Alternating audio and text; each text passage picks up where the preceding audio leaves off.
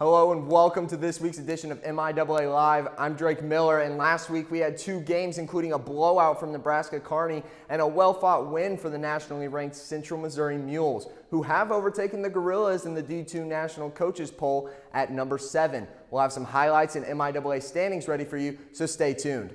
Starting things off with the Mules, who hosted the Fort Hays State Tigers. To kick off the game, Central Missouri's QB Zach Zabrowski scored the first on the Mules' home turf with a 68-yard deep pass to Arkell Smith.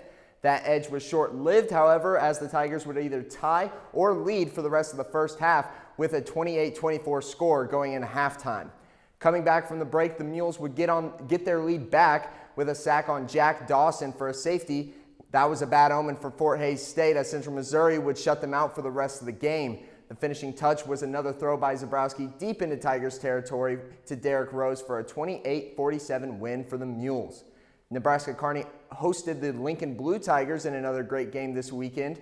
Outside of an early fumble, the Lopers generally dominated Lincoln University, up 14-3 in the first quarter. Kearney's offense kept the ball in the air throughout the first half, including a deep pass by T.J. Davis, 33 yards, to running back Kevin Brown.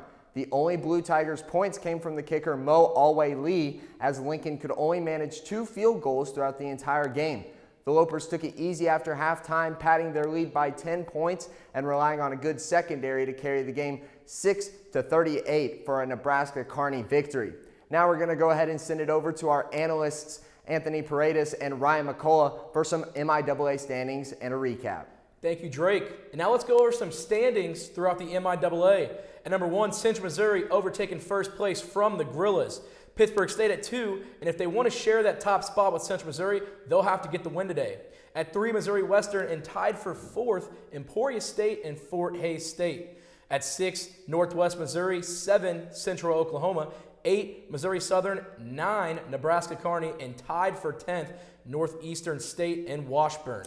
And now to look at some regional rankings. At 3, Pittsburgh State at 9-1, falls back 1 spot following the loss to Missouri Western. At 4, Central Missouri 9-1. At 7, Missouri Western 8-2, on the rise towards the end of the season, beating Pittsburgh State in a close finish. The top 6 teams here will make the playoff, as the top 2 teams will get a bye. Now for some big performances. Pittsburgh State's Colby Castis is back on the field and looking like himself again, putting up 59 yards on 3 receptions and was able to get in the end zone, showing no sign of injury.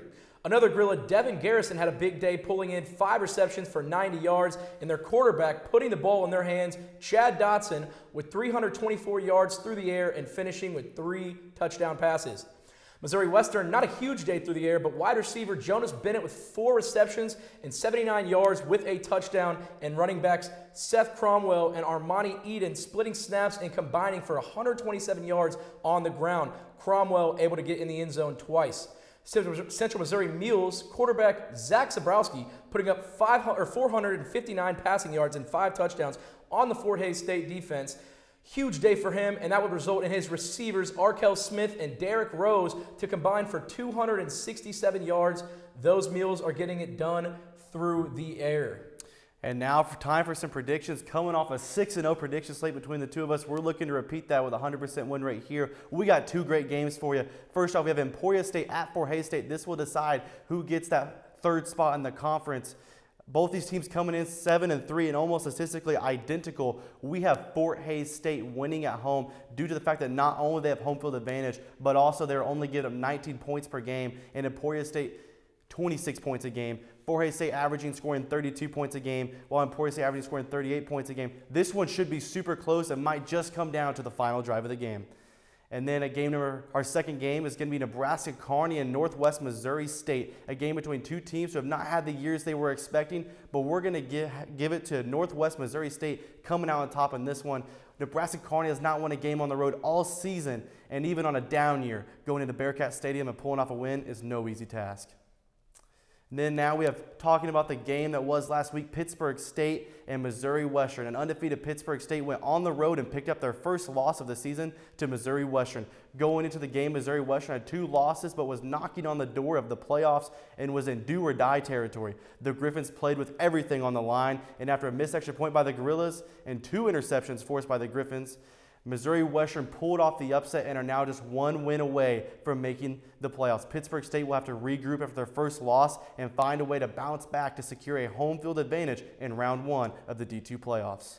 All right, that's going to do it here for us in the studio. We appreciate your viewership all throughout the year, and we hope you enjoy this exciting matchup between the Pittsburg State Gorillas and the Central Oklahoma Broncos. We're now going to send you over to Kearney Smith Stadium, where Devin and Nevin await to call the final game of the regular season. It's been a great season. We appreciate you guys so much. Thank you, and bye-bye.